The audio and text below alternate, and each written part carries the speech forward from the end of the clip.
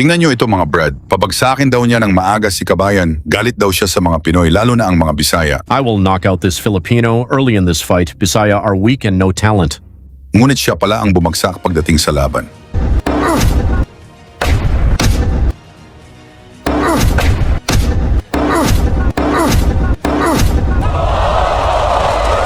Tunay na labanan, balitang boxing, pag-uusapan. Sa boxing, hindi lahat ng nabigyan ng pagkakataong lumaban para sa world title ay nakakauwing may hawak na korona.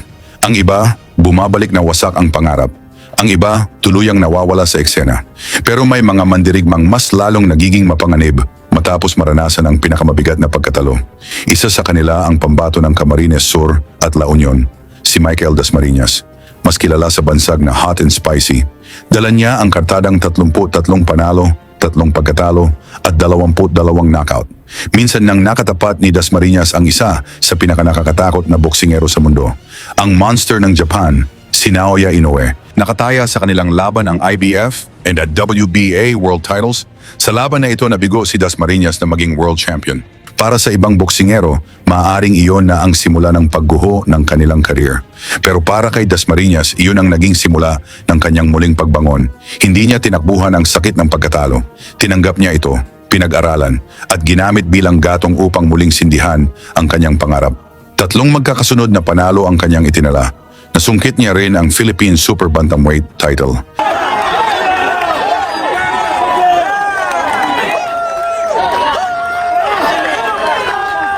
Dahil sa patuloy na paghihirap na abutin ang limitasyon ng mas mababang dibisyon, nagpasya si Dasmariñas na umakyat sa featherweight.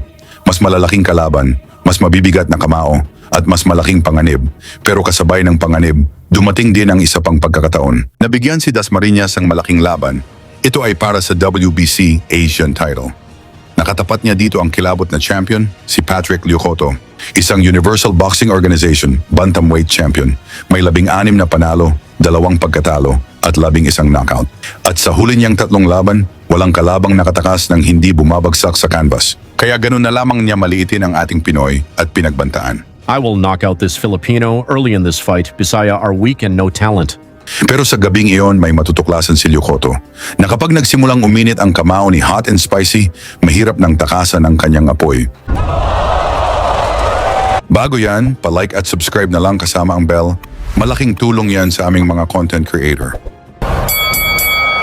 Sa unang tunog ng kampana, magkaibang estilo ang agad na nagsalpukan. Southpaw si Dasmariñas, orthodox naman si Lyocoto. Mo yung nakikita mo rin. Oh, nice body shot by Dasmariñas. Of this fighter, Their weight yesterday, si Lyocoto ay tumimbang ng 124. 0.2 at si Michael Dasmariñas ay under the featherweight limit. Nice body shot by Michael Dasmariñas. Wag nating kakaligtaan, si Michael Dasmariñas is a former world champion. He is a former IBO bantamweight champion. Nung timbangan ng pangit. Nakikita natin parang sinusukat-sukat pa ni Michael no? Pero he is trying to dig to the body right now. Sa simula, parehong maingat. Parehong naghahanap ng butas sa depensa, parehong naghihintay ng isang pagkakamali. Pero habang lumalalim ang laban, unti-unting lumitaw ang tunay na plano ng Pinoy. Hindi agad ang ulo ang kanyang pinuntirya, ang bodega muna. Masuntok nila Tsaka nasabi sa akin ni Michael Dasmariñas, Medyo komportable daw siya sa featherweight ngayon. Ito, ramdam ko yung sakit ng suntok. Yung mga knuckle nila, partner. Imagine mo. boys dito sa Pilipinas.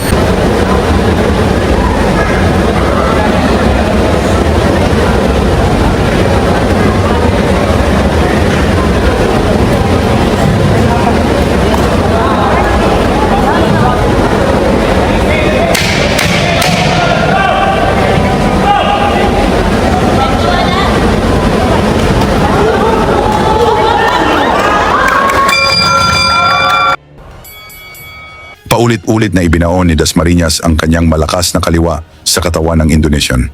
Bawat tama, parang kumukuha ng kaunting lakas mula kay Lyocoto. Nice. Parang wala lang ng Lyocoto, napaka din. Tsaka nakita naman natin na parang insayado rin talaga yung Lyokoto. At nice body by Lyokoto.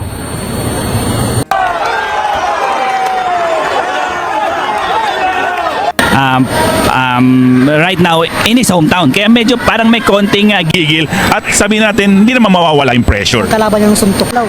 Pero matibay itong Lyokoto partner. Tsaka meron ding punto doon na Lucky Boy na you're coming from 122, madadala mo ba yung power mo sa 126? Maraming mga ganon, may mga ganong tanong-tanong sa bawat boksingero pag umakit ng timbang eh. Parang may iba talaga yung ano mo ng kondisyon mo na bigla kang Nakapagpakawala si Lyokoto ng ilang matitinding kombinasyon. Sinubukan niyang pigilan ang pag-abante ng Pinoy, ngunit hindi na tinag si Dasmariñas. Kalmado, matiyaga, at patuloy na naghihintay sa tamang oras para pumatay.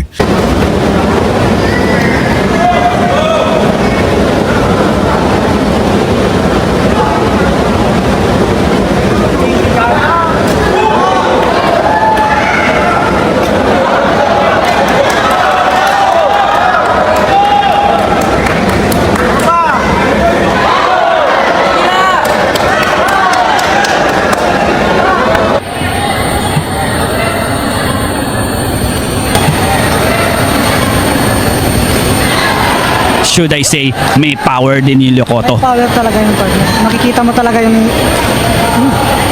mga suntok. Yung pawis naglalagsikan niya. Nice left by Michael.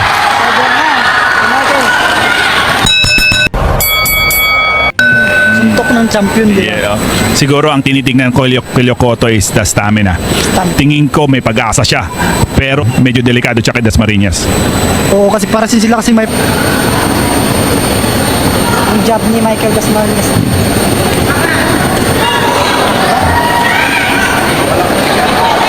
Kung naiinda na. Tsaka medyo nauunahan ni Michael ng body shots eh. Baka ito na siguro yung round na gusto nila tapusin. Oo, baka lang. Oo.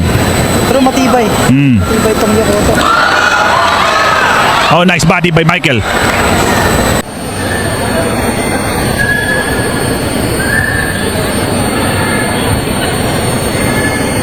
Sinusukat ni Michael Dasmariñas yung Lyokoto. Siguro sa obserbasyon ko, kailangan wag siya masyadong Lyokoto. Siguro sa obserbasyon ko, kailangan wag siya masyadong magmadali, 'di ba?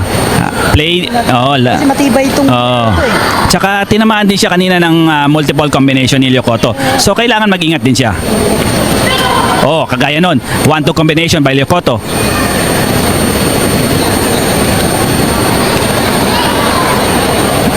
Parang gusto patamain ni Michael yung yung overhand niya. Kaya inaano niya jab muna.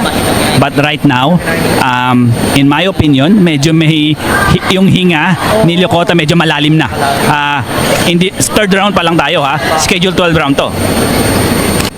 Sa stamina tayo. Yes. And Michael continues to dig to the body. Nakakatulong 'yon. Masakit 'yon. Hindi yun yung parang Bawat yung di ba? Tignan mo.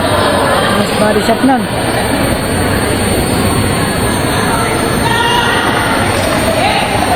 Parang nauubusan na. Yes, partner. Tama yung obserbasyon mo doon. Tama.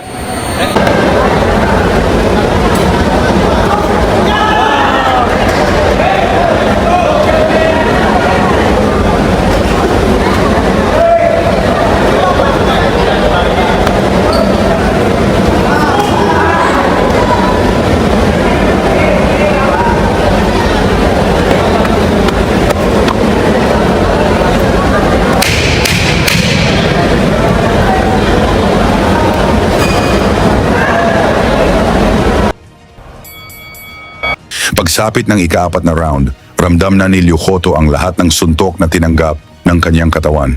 At doon na nagpasya si Dasmariñas na tapusin ang laban. Alikaba. So mabalik na tayo sa ating championship fight between Michael Dasmariñas and Patrick Lyokoto of Indonesia. Sinusukat ulit ni Michael. Ano mo yung mga upper ni Michael Dasmariñas, no? Pero hindi pumapasok yung iba. The body is trying, is na, ayan na.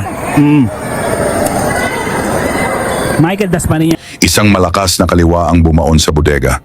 Sinundan ito ng isa pang suntok sa itaas at bago pa makalayo ang Indonesian, isa pang malinis at napakabigat na kaliwa ang tumama sa kanyang muka.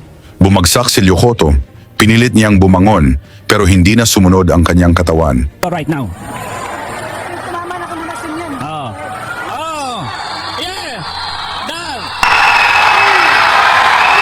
Tinamaan ng hook at saka body shot. Pasok yun. Patuloy ang pagbilang ng referee hanggang sa tuluyang matapos ang laban.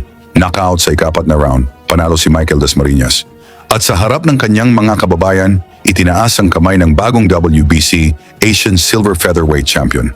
Sa inyong palagay, pwede kayang mag-world champion si Dasmariñas? Ibahagi sa baba ang inyong opinyon. Banggitin na rin ang inyong lugar para malaman natin saan umabot ang suporta ng mga Pinoy sa ating mga boksingero. Lagi niyong sundan, huwag magpapahuli. Pag-usapan ni bakbakan, balita niya at laban. Mga Pinoy na di nagpapagapi. Salamat sa mga suporta na lagi nandyan.